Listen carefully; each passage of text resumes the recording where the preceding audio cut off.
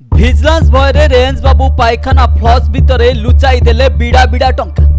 ଯାହା ଦେଖିଲେ ଆପଣ ବି ତାଜୁବ ହୋଇଯିବେ। ଖାଲି ଟଙ୍କାର ବଣ୍ଡଲ, ଯିଏ ଦେଖୁଛି ସିଏ ବି ତାଜୁବ ହୋଇଯାଉଛି। ଭିଜିଲାନ୍ସ ବାବୁଙ୍କୁ ତ ଛାଡ଼, ସାଧାରଣ ଲୋକ ଦେଖିଲେ ବି ତାଜୁବ ହୋଇଯାଉଛନ୍ତି। ସକାଳୁ ସକାଳୁ ଢେଙ୍କାନାଳ ସଦର ରେଞ୍ଜର ବିଭୋଦାନନ୍ଦ ମିଶ୍ରଙ୍କ ଘରେ ଚଢ଼ାଉ କରିଥିଲା ଭିଜିଲାନ୍ସ।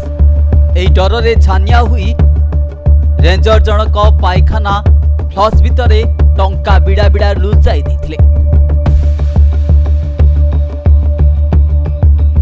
ଆୟ ବହିର୍ଭୂତ ସମ୍ପତ୍ତି ଠୁଳ ଅଭିଯୋଗରେ ତାଙ୍କ ଢେଙ୍କାନାଳ ବାସଭବନ ସହ ଅନ୍ୟ 7ଟି ସ୍ଥାନରେ ଚଢ଼ାଉ କରିଥିଲା ଭିଜିଲାନ୍ସ। ଏକାଧିକ ଟଙ୍କା ସହ ଅନେକ ଦାମୀ ଜିନିଷ ମଧ୍ୟ ଦେଖିବାକୁ ମିଳିଥିଲା। ତେବେ ଢେଙ୍କାନାଳ ସ୍ଥିତ ଘରେ ଚଢ଼ାଉ ସମୟରେ ଭିଜିଲାନ୍ସ ଟିମ୍କୁ ଏଭଳି ଏକ ଜାଗାରୁ ଟଙ୍କା ମିଳିଲା, ଯାହା ଆପଣ ଶୁଣିଲେ ବି ଆଶ୍ଚର୍ଯ୍ୟ ହୋଇଯିବେ। ବାସ୍ତବରେ ହସିବାର କଥା କୌଣସି କାରଣ ନାହିଁ। ଯିଏ ଦେଖୁଛି ସିଏ ହସି ହସି କହୁଛି, ବାବୁଙ୍କ ଟଙ୍କା ଦେଖି ଅଚାନକ ହସିଦେଲେ ଭିଜିଲାନ୍ସ ଅଫିସର। କେବଳ ସେତିକି ନୁହଁ, ଏଯାଏ ହୋଇଥିବା ଚଢ଼ାଉ ଭିତରେ ତାଙ୍କ ଘର ଅଟ୍ଟାଳିକା ପରିସର ଭିତରେ ଅନେକ ବିଶାଳ ଫାର୍ମ ହାଉସ୍ ମଧ୍ୟ ଦେଖିବାକୁ ମିଳିଥିଲା। ବନ୍ୟପ୍ରାଣୀଙ୍କ ରଖିବାକୁ ସ୍ୱତନ୍ତ୍ର କେଜ୍ ସବୁ ଠାବ ହୋଇଛି। ତାଙ୍କ ଘରୁ ଦାମୀ ଘଣ୍ଟା ସହିତ କଲେକ୍ସନ କରାଯାଇଥିବା ଦେଖିବାକୁ ମିଳିଛି।